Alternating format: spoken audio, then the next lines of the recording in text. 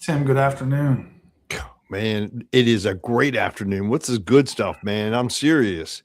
Have you seen the stats, Brian? Dude, the opportunity to buy and sell has never been better, man. I am serious.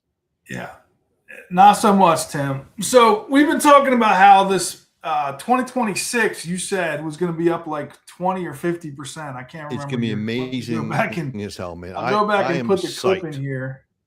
But Yeah, we got the numbers out of January, and right.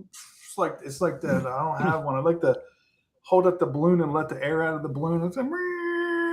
It's not good, man. Not Come good at on, man. all. It's not that bad. You can't tell me it's that bad. Come on now. Seriously. So Calvert down 36.5. Charles down 13.5. Sure. Prince That's George for the is month down of January, right? 21.2. St. Mary's down 9.2.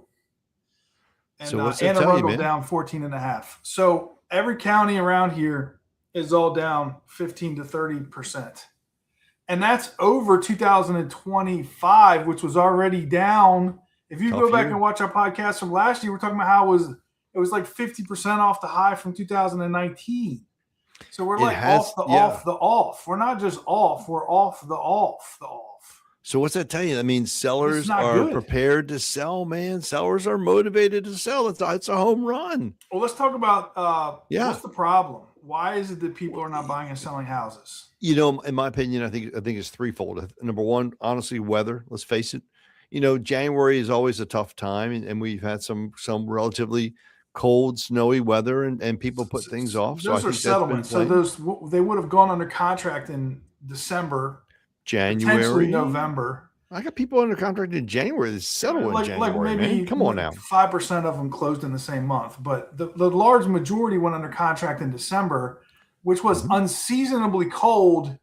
But are you going to say that the coldness has caused the market to go down that much? Is that your primary No. I, conclusion? I think there's three things happening. I think people have a lot of uncertainty about the market. They're holding back before they make a commitment. That's number one. Number two, there is some economic, challenges in the marketplace, especially after going through that furlough that we went through in October, November. I think that had some detrimental impact on people, making people, rethink, second guess where they're going, what they're going to do, and then lastly, honestly, I think weather did play a part. I mean, you're thinking it didn't, but I think it does. So It's always major. psychology, Yep. and then weather. I think those two factors had to play in it. But you have to understand, yes, we were down in certain marketplaces a certain percentage, but we Certain, also Tim, were all of them, up. literally, Okay. like all of them. I know, but we were also up in a lot We of were areas. up in like counties that we don't even Kent County. I couldn't even put a dart on that Kent That's County. across the It's bridge, so dude. You yeah, know where but I'm that just is. saying. That's I get Eastern it. I get Shore. it. But you and I don't do business too much over there. Like our I know. primary market Yeah. is PG, Anne Arundel, South, It Southern is. Maryland, It is. right? It is. But looking at things, Brian, I want you to look at it from the perspective people still did buy. And I think those people that bought got good deals in the marketplaces. The houses that are selling are in Let's stay good on the subject condition. though. We want to Yeah. talk about what's going on. I think we've Let's seen not it. paint the picture of like, hey, you need to go buy a house, but let's just discuss why Right. this is happening. I think honestly, I think it's happening specifically because people had a general mistrust of what was happening in the marketplace, and they just really did not know where things are headed, and they're concerned, rightfully so, and they wanted to know, was the federal government going to go, have another furlough, right? Mhm. We're going to pass the budget for the remaining part of the year, so I think that was a major So impact. the next logical question is: has anybody changed their mind? Do they still feel that way? Is the conditions that caused the market to go down, are they going to show up again in February? They're going to show up in March, April, May, So, June. Anybody getting ready to sell their house are probably yep, watching this. I'm going to reverse things in two ways. Okay. Okay, way number one I is appreciate it, Tim, because I need you to get me some more I'm going to listings. tell you, So I had an reverse it. unprecedented number of credit pools. You know what a credit pool is, right? People interested in buying a house, they're calling saying, hey, I'm ready to buy. I'd like to get started. Let me go and be prepared to be able to buy this spring. So my credit pools were double what I did last year. Okay. So that means people preparing ahead of time to buy. That's number one. Well, if you don't mind me asking, how Sure. was December? Do you keep track? December's actually were really good as well, to be quite honest with you. And But yet it didn't produce but here's the buyers. key: if these are people preparing to buy in the spring.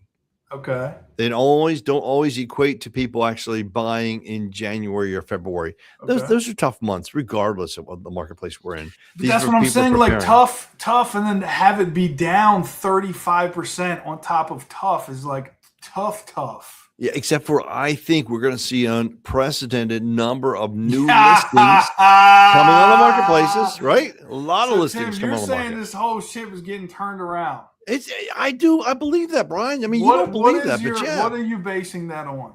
I'm basing it on the number of credit pools, number one. Okay. That's number one. Okay. That's huge. Okay. All number right. Two, more importantly, people that are actually sitting down and we're having financial consultations, as in, where do you want to go? What do you want to achieve?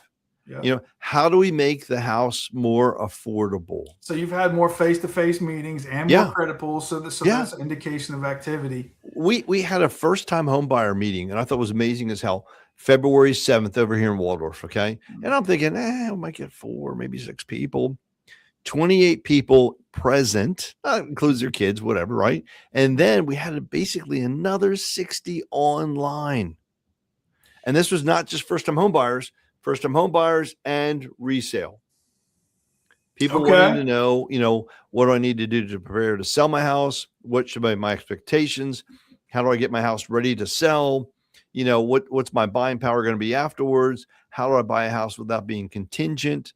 So a lot of really good feedback, Brian. I mean, it's pretty amazing. It really is. So I will tell you, looking at the marketplace, I think 26 is going to be just another solid year. I think it's going to beat 25, 20% at least, given where the interest rates are starting to head, man. Interest rates are coming down. To make up, Tim, because you're getting off to a slow start. It's okay, Brian. I never worry about things, man.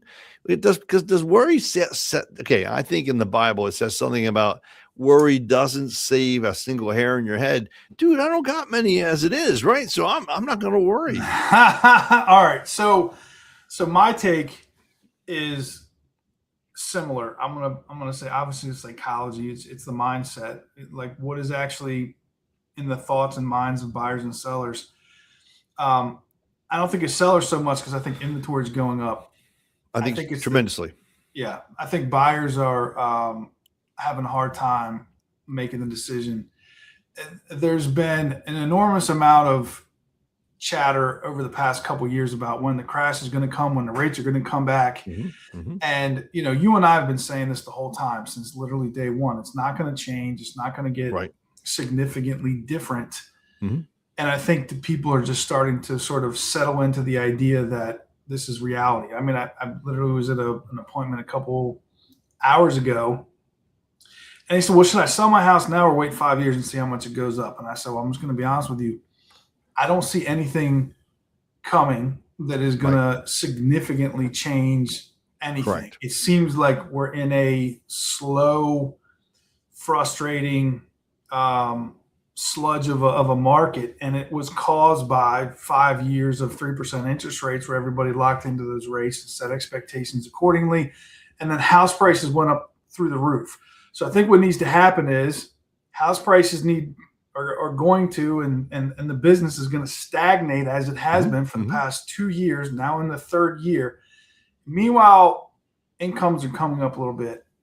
Well, and I think, Brian, you got to keep in mind the 6 Ds, right? I mean, let's face it, that's also another impact. I mean, the average age of a homeowner is 60. Now, first-time home buyer is 40. 38, right? 38. Okay, so think about it. So what are the 6 Ds? It's diamonds, it's people getting engaged. But all of those can't hold that back up, right? All of those things you're going to describe equally impacted people across time at the same level. Like there's no flurry of divorces, of deaths. Like there's nothing happening that's going to change it. So on a percentage basis, the same amount of people are going to do the 6 Ds now as they did last year, as the year before, but yet less people are buying. So there's something different. Well, and I think Yeah, I think what's something different is we're going to see interest rates come down. And as interest rates come down, people's buying power is going to go up. They're going to feel better about it. They're going to want to take advantage of the marketplace. More inventory is going to come on the market, which I think is phenomenal. Every agent I talk to says No, they I have get it. pent It's up going to be listings. great. I get it, but we're still discussing what's going Yeah. on. So here's what I've seen a little bit. I've made a lot of calls in the past 2 weeks to some Okay. people who told me they were waiting for rates to come down. And as you know, a couple of days ago, we were like, hey, rates are at a 3-year low. Some Yep. people are getting locked in the Absolutely right. mid fives. Are you interested in coming Mhm, back? mhm, mhm. And what I heard was nobody What'd you called hear? me back. Nobody called me back. Well, I think I don't I think think, yeah. 5.5 was the magic ticket. I think that was No. just an excuse for people that Correct. they Correct. sort of like, Yeah. hey, I want to buy a house, and they looked under the hood and they were like, nope. And I think they're that's, still but I gonna be think on the that's sideline. now. I will say that here's the other side of the coin. And this is why I love snow. When it snows, what are people doing? Right here. They're scrolling and they're looking. Okay. Okay. And so I got a number of people calling me saying, hey, what's the payment going to look like on this? How can I get my payment lower on this? What do I need to be prepared to buy? That to me is the indication we're going to have a really good spring market. I really believe that, Brian. And we got the new Fed chairman coming on board, right? In the 1st of May. His whole focus is, you know what? Let's bring on the whole administration's focus is to reboot, re-stimulate the housing marketplace to make homes more affordable for the average American consumer. That's a home run, man. I don't know what else you I'm can going to do about concede that. that to you. I'm going to say this. A lot of what's going on does have to do with politics. It does. And it has to do with income, and it has to do with just the raw numbers. And I think that because, for whatever reason, now recently, this topic has come up, and the term housing crisis and national housing emergency have been thrown around in the administration. Mm-hmm. And whatever that turns into, we don't know yet, but it seems like there's going to be effort put into doing something. We don't know exactly. We've had, a couple of podcasts talking about some of the proposals that have come out. It seems like thus far, the 5 things they put out, none of them had a significant implication, except the one where they were going to buy the mortgage-backed securities, which brought the rates down. And then the other one that we didn't bring up, which is new news, is they're getting rid of the Fed chair and bringing another one who has a different mindset, a different perspective. Correct. And he recognizes the need, even if it's just informational for informational purposes, that they're going to lower the rates. That's an indication. Guess what? It happens. They lower the rates. And a lot of people are buying, mortgage-backed securities now because they're afraid that what's going to be available in 3 months is going to be a lot lower. They rather lock in the interest rates. As that happens, interest rates are trickling down. So, Brian, again, and I'm getting a number of people calling about refinancing. Mm-hmm. Looking to refinance, looking to lower the payments, looking to take cash out, looking to buy investment properties, looking at rental properties. I mean, so yesterday. Yeah. So what does that tell you? 26 is going to be a good year, man. I'm excited about it. I'm serious. All right. If you were talking to a home seller today and you were to say, hey, here's what's coming up, would you give them, based on the fact that it seems like there are fewer buyers in the market, how would you prepare them for the sale of their house? Sure. I would do 3 things. Number 1, I would definitely bring in a real estate professional, come on out to the house, see what needs to be done. What do we need to declutter? Do we need to stage the house? How aggressive are they going to have to get? Like on a normal market versus today versus whatever, how aggressive do they need to be? If your house pops, you're going to get top dollar, guys. That's all there is to it, man. If your house looks like shit, you're going to get low bottom dollar. That's the whole idea. Those are generic statements, but I'm just asking, but it's the truth, how right? aggressive? How aggressive? Like, do you need to be overly aggressive with the pricing and the condition of the house? No, but I think you need to market it right. People are under the understanding that I could just go to the top dog and raise the price and make it $699.9, even though the most recent sale was $679.9. You and I both know I'm the real. They got to be realistic. Let me answer the question, man. All right, go ahead, man. I'm going to say that if a normal market is a 5 and everything was normal, then you need to be at a 7 or an 8. Yeah, 7 or 8. To that's pull reasonable. off a top dollar, and in some cases a 9 or a 10 if you have significant challenges or you're trying to press the price really far. I think that because there are more houses on the market, like I'm getting ready to list a house, pictures are back. We're doing some last minute repairs. We got a pre-home inspection done. Right. There are a number of houses in the 300s in the Ranch Club right now. Like, I mean, there was probably, Huge. I want to say 30 or 40. Right. And that's not something we've seen in the past. You know, in the past, we would have these conversations. We'd say, hey, there's only 10 houses for sale. Now there's 30 or 40 houses for sale.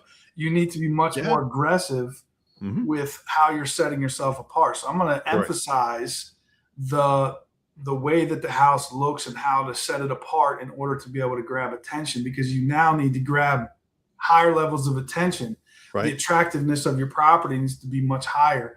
And I think the pricing needs to be realistic. I don't think you need to give your house away. Everybody has, well, I'm going to give my house away. No. If you are giving your house away, please have 3 daughters, and 2 of them are going to need a house. I'd love to have one. But let's do this, Brian. Why don't we advertise a 4.99% interest rate? Why doesn't the seller commit to paying 4 points to buy the rate down, to offer some huge stimulus? Like, hey, you know what? You can get this interest rate on this house on an FHA or a VA an average loan, sale of mine is like 650,000. 4 points is a little bit of coin. It's 4%. But do you want a house price of 600,000, or do you want to sell the house for 575? 4% is $24,000. Hey, you know what? Bump up the price. Offer the incentive. I have a hard enough time getting them to do their countertops and get the new floors. Like, coming in and asking for 25 grand is a little hard. It's not impossible, and it's not unreasonable. I think most sellers are paying closing help, though. Yeah, that's coming back. So if that's the case, and then if they're going to pay 3 or 4, increase the price 1% and go 4%, dude. Yeah. If you offered me a 4.99 rate, dude, I'm really going to think twice about that house. It's going to be just about every other house out there. It's going to make that house more affordable, right? Is that and I'd use a USDA loan or an FHA loan or a VA loan or a down payment assistance.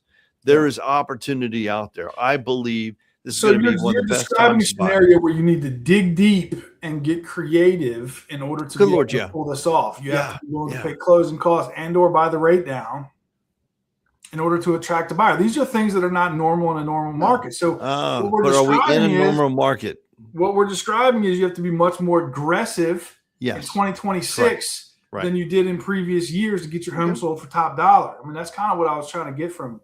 That's pre-COVID. In 2018, 2019, dude, you had to be creative. You had to give these kind of opportunities. I think we're getting back to, a normal market. Buyers want to buy, sellers want to sell. We come to some kind of negotiations. We're not selling houses in a normal rate, so we're not quite yet in a normal Not there, but I think that's where we're headed, man. I think 26 is going to be a great year. And I think for a seller, I think if you're realistic, you present your house well, you want top dollar, you can make it happen. And I think as a buyer, you can negotiate the closing assistance, you can negotiate repairs, you can negotiate certain items that are specifically needs and wants for you. I think it's a win-win, man. I really do. And I think this is going to be a great year to buy. I agree. If I had a child of mine buying a house, I would tell them next year will not be better. No. In fact, because of the high inventory, you might be able to get a better deal than you would in another year. Exactly. So 26, great time to buy. And if I'm going to buy, I'm looking to buy May, June, July, April. Honestly, if I'm looking to sell, I'm looking to sell March, April, May, June. I think it's going to be a great time to sell, great time to buy, man. So yeah, I'm excited as hell. I got a cot in my place now, man. I'm going to be camping out here. I'll be ready. I got my Coleman stove on. I got coffee to be made. Dude, I'm ready, man. This is going to be the year. I'm serious. All right. So the big question that everybody always has, and we're going to finish off with this, and this is the question that you probably get. I know I get all the time. Sure. Is there anything coming up as a buyer that is going to represent some sort of a significant change that's going to allow me to get a great deal coming up in the future? We're talking 6 months, 2 years, 5 years. Is there anything that's going to bring things back to what most people would consider an affordable level? So I think there's a couple of things that are going to happen. They're playing along with the lines of taking out the capital gain requirement on the sale of a house or resale. Remember, there's that limit. So I think you're going to see a lot of older individuals who are looking to look around and say, you know what, I got a 2.5% interest rate. I was going to wait, but now I can go ahead and sell my house, take all of the proceeds as profit, not pay any taxes. That'd be a home run. And that is being discussed right now as we speak. Okay. That happened. And can you just provide a little clarity? Are you talking about they're going to start increasing the capital gains or decreasing? So right now they allow what, $250 for an individual, $500 for a married couple. And that's the profit. On the house, you don't have Correct. to pay any capital gains. Right. Primary residence only. Correct. It's federal taxes, not state. And they're going to increase it to what, like $5 and $1 million, something maybe? They're talking about doubling it, man. And if they did that, Brian, how much more inventory will we have? People will be looking around saying, yeah, I got a 2.5 rate, but you know what? I'm going to walk away with more cash in my pocket. Okay, so that will have a minimal significant impact. Significant impact. I want to use the word minimal. You can use significant. Is there anything else? So I think the bigger question is there a crash coming? Is there 4% rates coming? No. Is there a bunch of foreclosures coming? Nope. Is there a bunch of new construction houses coming? Nope. So I think so that's a no, and what was no. Yeah, I think it's going to be a great market. Yeah. So hold on, we're just staying on subject. What you're saying is there's nothing coming up that is going to significantly make buying a house more affordable than it is today. Nope. It is what it is. It is what it is because it's hard to change a ship that's currently, in the ocean. It's hard to change course, Brian. And so, you know what? And with that being the case, I think we'll see a lot more people buying houses with 100% financing. They're going to use their money instead of paying down on a house. They're going to take that $20,000 or $30,000. They're going to pay off that car loan. They're going to be more affordable. They're going to have reserves. It's going to be a home run. It makes a lot of sense. They're going to buy a house with down payment assistance, closing help. Brian, this is going to be a great year, man. You know what I mean? I am serious. I'm fired up for it. I'm ready to roll. All right, good. All right, Tim. Well, I think we covered all the bases, man. All right, brother. You have a great day, man. See you soon. Bye.